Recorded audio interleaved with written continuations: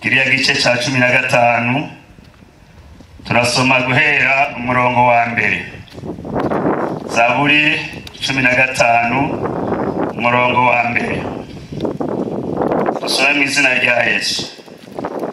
Avuga ngo Uhoraho ninda zosembera mu ihema ryawe, ninda zogerera ku musozi wawe wera. Nugendera mu bitunganye, agakora ibyo kugororoka, akavugana ukuri mu mutima wiwe, utarementanya ururimi rwiwe, ntagire nawe mugenzi we, ntakaze inkuru y'umubanyi wiwe. Mu maso yiwe igihumbu kirakengeretse, ariko yubaha abatinya Uhoraho. Ico yarahiye naho co mugirira nabi ntiyirahuruza. Ntaguranira amahera kuzohabwa ayinyungu. Ntiyemera ingurire yo gutsindisha ufise urubanza. Ugenza atyo ntakizomnyiganyiza n'aya majambo y'Imana. Aya n'amajambo y'Imana dusoma hano. Uyu mwanditsi w'Izaburi yagerageje kugereranya ingoro y'Imana. Ahantu tuvyagiye ni mu ihema ry'Imana, ahantu tuvyagiye ni mu ngoro y'Imana. Twabonye ijambo ry'Imana ritubwiye ngo ninde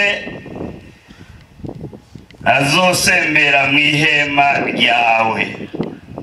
Uyu ni Dawidi yanditse ariko arabaza uwemerewe gusembera mu ihema ry'Uhoraho, kandi arongera arabaza ati ninde azogerera ku musozi wawe wera.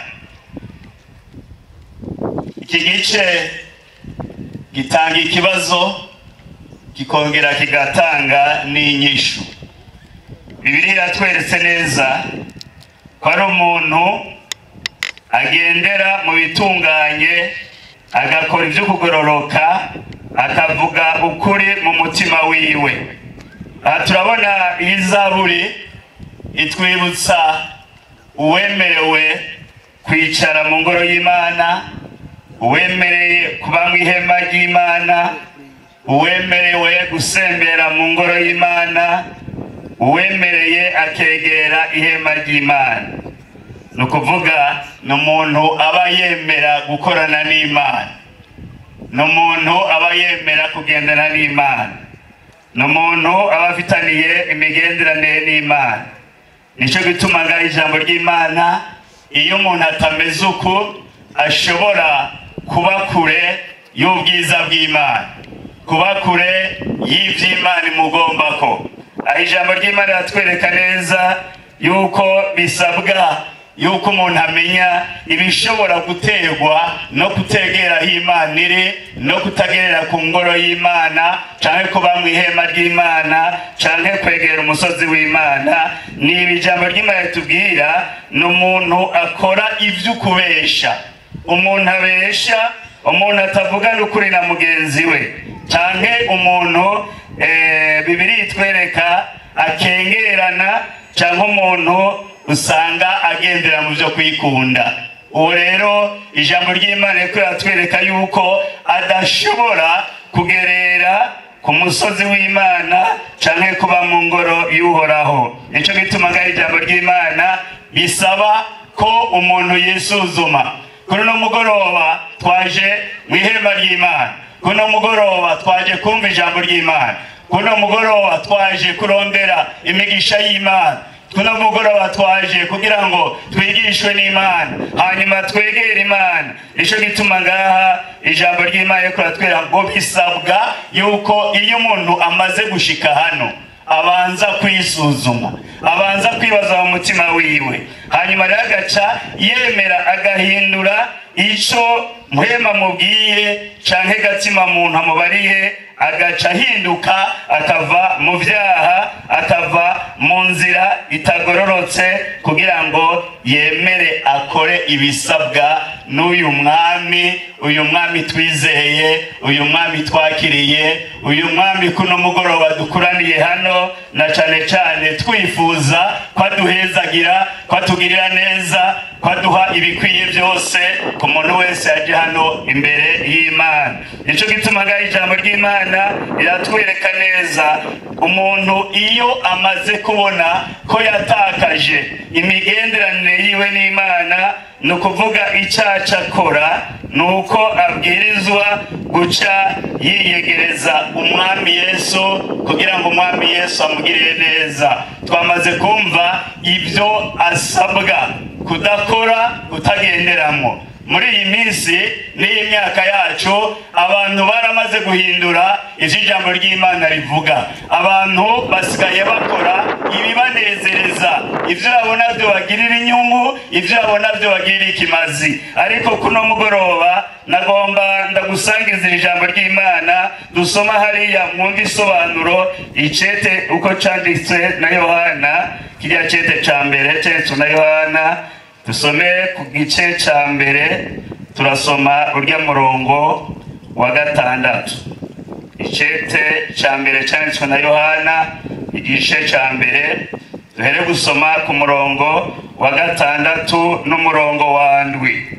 Havuga ngo, tuvuze yuko dufatanije nayo tukagendera mu mwiza, kuba ari ukubesha, ntituba dukora iby'ukuri.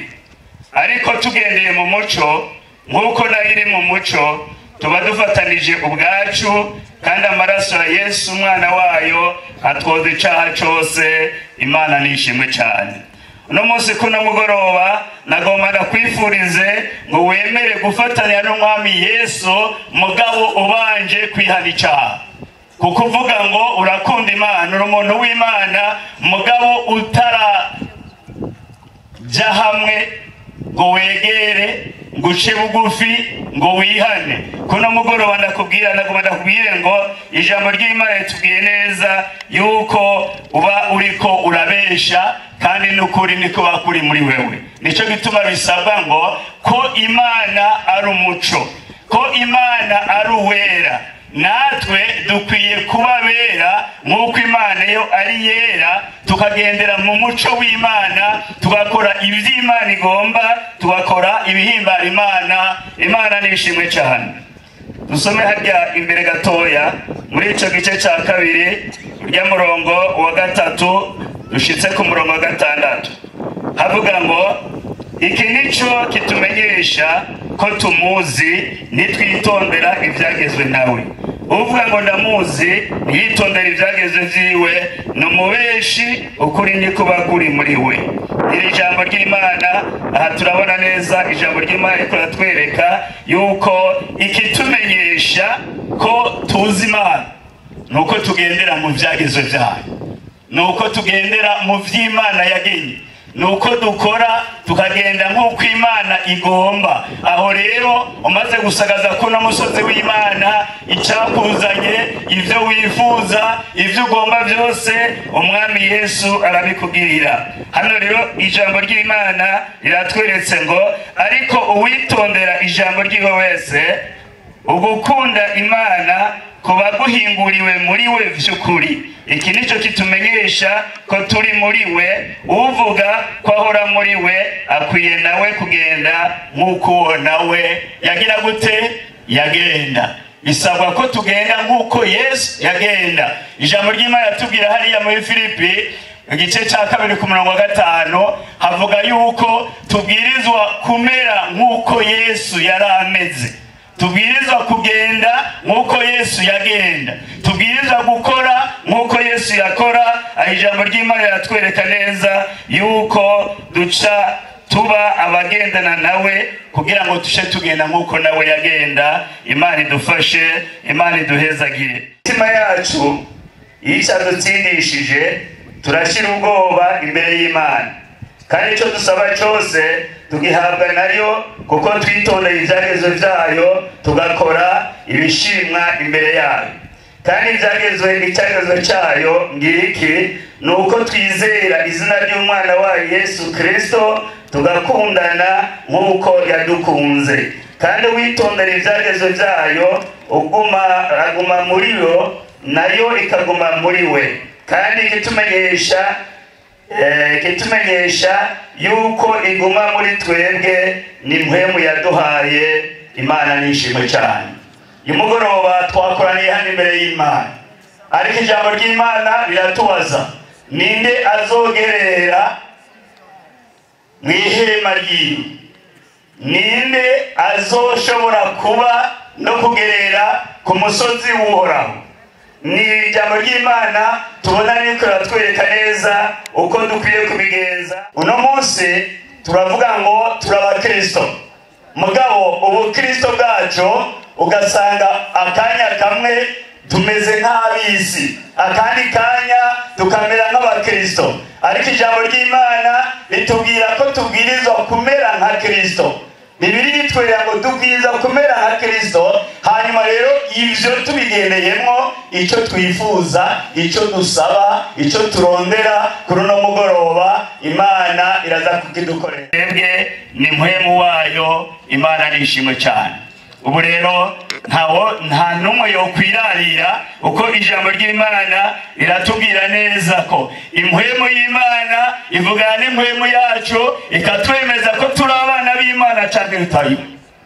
Impwemu y'Imana iravugana n'impwemu yacu, ikatumenyesha uko turi, kugira ngo umutima ntushobore kudutsindisha, twumve yuko turabera nk'uko Imana yari yera. Kuno mugoroba rero abagomba kuyegera, abagomba kuba ku musozi wayo neza ngo bahezagirwe, ngo bagirirwe ubuntu, babwirizwa kubanza kwibaza ko bahwanye n'Imana. Bagomba kwibaza ko Yesu yabahaye kwegera, yabahaye kuba hafi y'Imana, kugira ngo icyo dusaba cyose, uko Yesu yaduha amasezerano ngo icyo tuzosaba cyose kizotubera kuno mugabo turi muri Kristo Yesu. Kandi ijambo ry'Imana yatubwira yuko babiri canke batatu bakoranye, umwami nawe abari hagati muri twebwe. N'aya majambo y'Imana mwese abayumvise, Imana nibahezagire.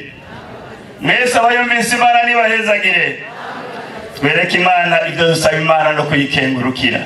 Mana yacu uri mu ijuru, turagushimiye, turakengurutse ubuntu watugiriye, kubona watugiriye neza. Kemera ko tuba ahantu hitirirwa izina ryawe, kwemera ko tuba ku musozi wawe wera. Mu izina rya Yesu turaguhaye kaze. Iri shengero ryose riri imbere yawe, iri shengero rikurindiriye, iri shengero rigomba kumva icyo uvuga. Mu izina rya Yesu bagomba guhezagirwa, bagomba umugisha, bagomba kumva ko atari iyo batsinda mu bugingo bwabo. Mana urakoze, turagushimiye, ubane natwe muri byose.